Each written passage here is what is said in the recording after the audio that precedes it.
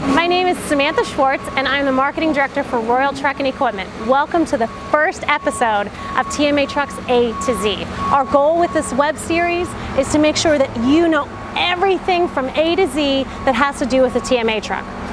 In this first episode, we're going to go over what is this truck, what does it do, and how does it vary in some of the states at a high level.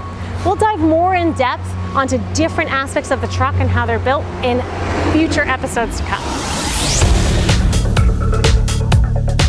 So the first thing, truck mounted attenuator truck. That's what TMA stands for. What is that? It means that it is a medium duty truck with an attenuator mounted on the back whose sole purpose is to absorb the impact of a distracted driver in a work zone that isn't supposed to be there, so that this truck saves the lives of the men and women working in front of it. I'm actually standing in front of one right now. Now, these trucks throughout the country, if you follow me, are called a bunch of different things. Attenuator truck, hero truck, cushion truck. There's probably a bunch of other I can't even think of right now, but there's about 10 or 12 different names that this truck is called. So these racks are heavy duty because they have to hold a lot of equipment inside of the bed of this truck.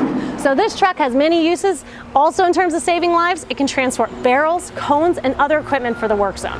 As we go down, you see that this truck is pretty long in length. The beds can vary 12 foot all the way to 18 foot, sometimes 20.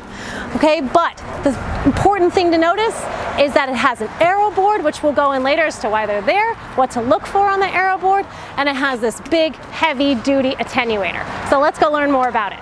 So this here is called an attenuator. This attenuator, let's think about it as the mattress on your bed, okay? This mattress, when someone slams into the back of this attenuator, is gonna crunch up and it's gonna fold up just like an accordion.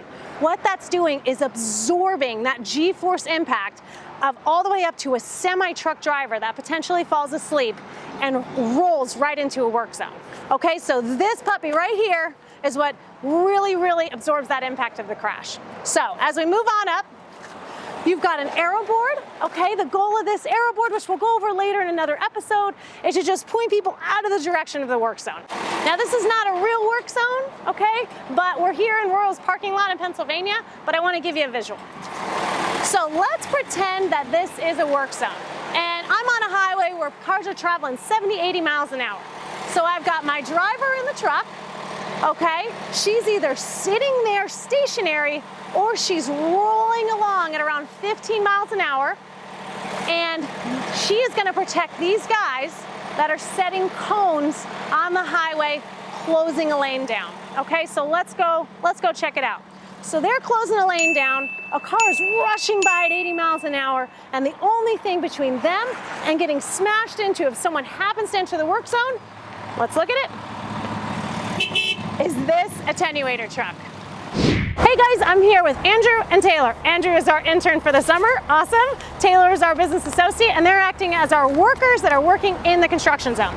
We're gonna give you a couple really scary statistics here because it's Andrew and Taylor's lives that are in danger. So for example, one person is injured every 13 minutes in a work zone in America. That's crazy. That equals up to 110 people a day and up to 40,400 people an entire year are injured. So that would be either Andrew breaking his leg or his arm, or Taylor maybe has a spine or back injury because something happened in that work zone from someone not paying attention.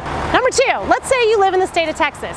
At any point in time in Texas, right now, the statistic says, according to TxDOT, there's 2,500 live work zones going on right now. Now that's a lot of work zones. Leads me into another statistic that Kentucky says that you drive through at least one work zone every single day. Last but not least, just a general statistic. Remember, it says that OSHA says that there's approximately 800,000 women alone working in the construction industry. So that's someone's mom, that's someone's sister, that potentially is your mom. So just remember, be really safe out there.